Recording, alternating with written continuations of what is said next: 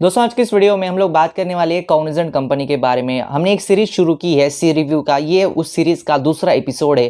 पहले एपिसोड में हमने बात की थी टाटा कंसल्टेंसी सर्विसेज के बारे में और आज की इस वीडियो में हम लोग बात करेंगे कॉग्निजेंट इंडिया के बारे में। कॉग्निजेंट इंडिया को हम 5 पॉइंट के ऊपर देखने की कोशिश करेंगे, उसका डोमेन, ओरिजिन या फिर उसके लोकेशन, सैलरी और वहाँ पे हम जॉब कैसे लग जाती है, how to get a job in Cognizant, इसके बारे में हम लोग डिटेल में इस वीडियो में बात करेंगे। वीडियो को मैं स्टार्ट करूँ उससे पहले चैनल के ऊपर पहली बार आए हो तो यहाँ पे हम लोग बात करते हैं ऐसे ही कंपनी रिव्यूज और फार्मेसी के रिलेटेड बहुत सारी चीज़ों के बारे में, तो मेक श्योर आप इस यूट्यूब चैनल को सब्सक्राइब कर दीजिए।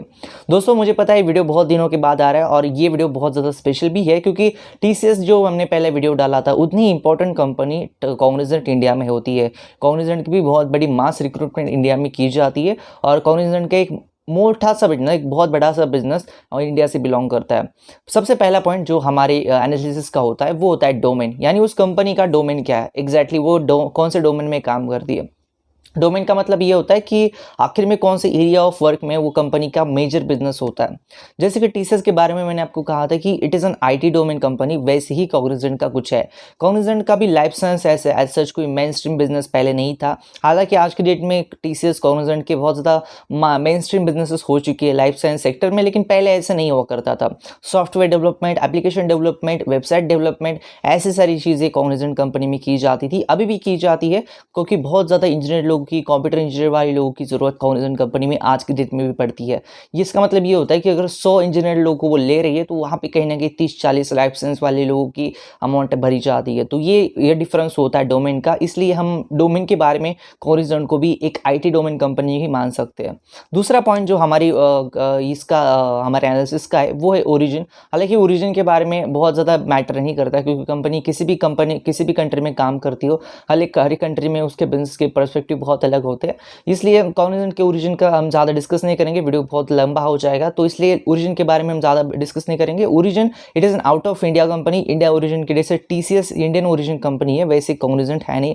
कॉग्निजेंट एक यूएसए से बिलोंग करने वाली कंपनी है, बहुत अलग कंपनी है, बाकी के कंट्रीज़ में भी हमें पाई जाती है कॉग्निजेंट, और एक बहुत बड़ी कंपनी आज की डेट में मल्टी बिलियनर कंपनी मानी जाती है।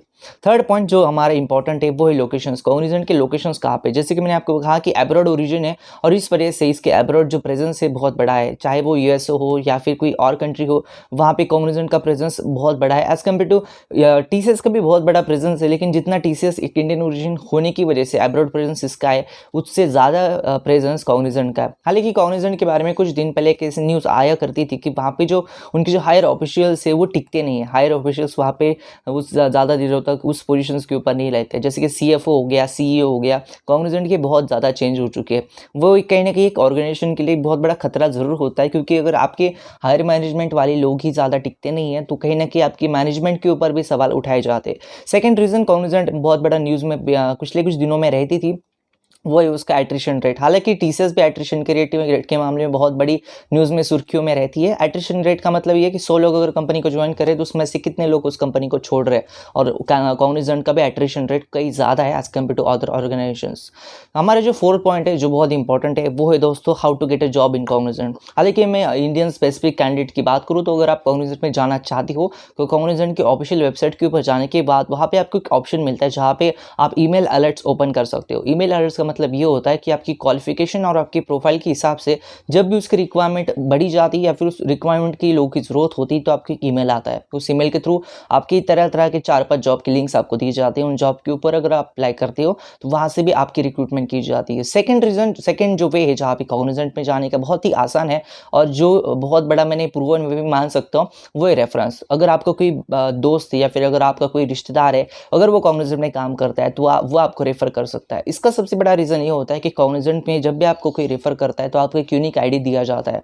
उस यूनिक आईडी को कॉग्निजेंट की जो टैलेंट मैनेजमेंट जो कंपनी है वो आपको कांटेक्ट करती है, जिसके थ्रू आपकी रिक्रूटमेंट जो है बहुत ज़्यादा स्मूथ हो जाती है। ये दो मेजर वेज अगर आप कॉग्निजेंट में जाना चाहते हो। इसके अलावा भी कॉग्निजेंट में अगर आप जाना चाहते हो तो naukri.com और linkedin.com के ऊपर आप प्रोफाइल बना सकते हो, वहाँ से भी कॉग्निजेंट के ह्यूमन रिक्रूटर वाली टीम आपसे कॉन्टैक्ट कर सकती है।